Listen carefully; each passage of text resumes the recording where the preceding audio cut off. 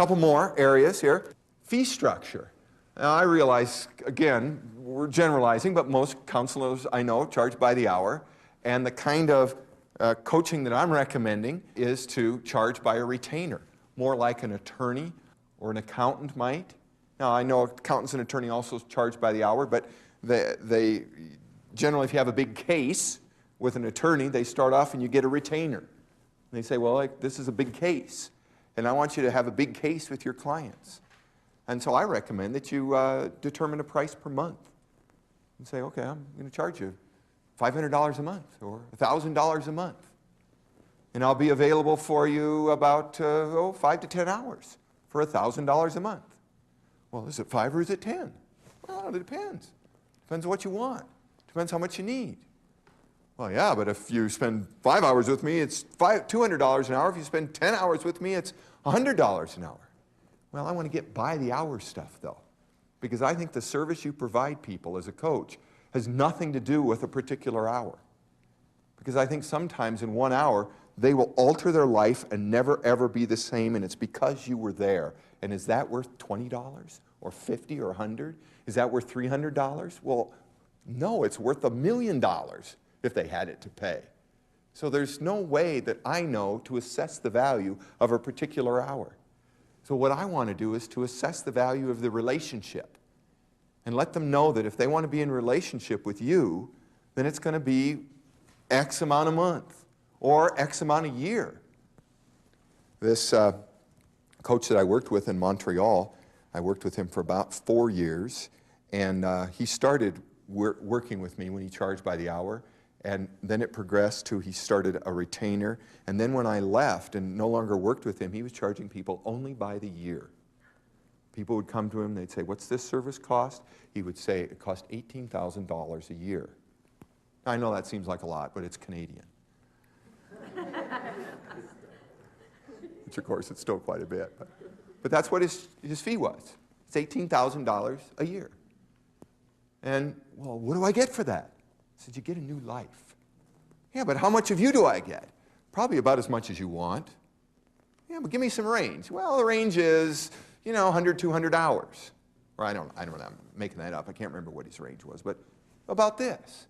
So that we charge people by the relationship, by the nature of the relationship, not by some amount of time, because it's not the time.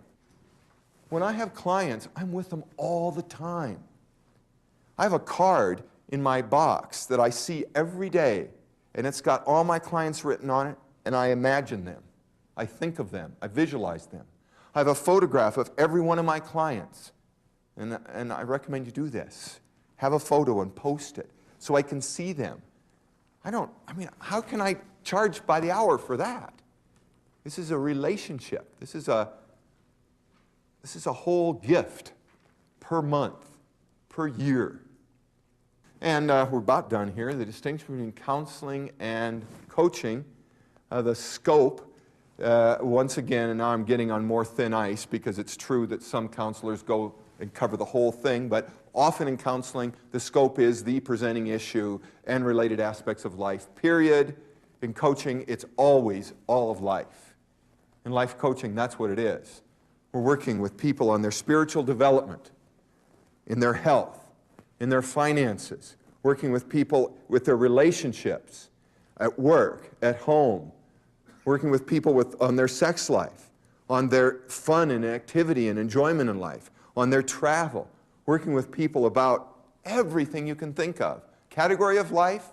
Yes, we cover that if they want to. But if they don't want to, it's not life coaching. And if they don't want to cover almost all of it, I don't want to work with them. Everything. The scope is everything. And then overlap of roles. In most counseling relationships, there's a real concern about dual relationships.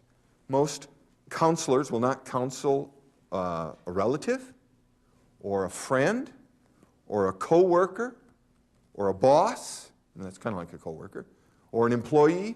And it's just right there in the ethical statistical manuals. And if they do, it's very unusual. That dual relationship is kind of a sacred part of most counseling therapeutic relationships. You do not do that.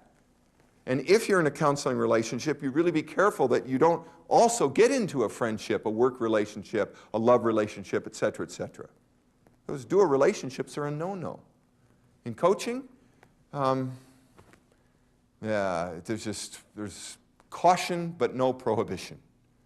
And I've been a life coach for my employees. I've had my employees be a life coach for me as their boss.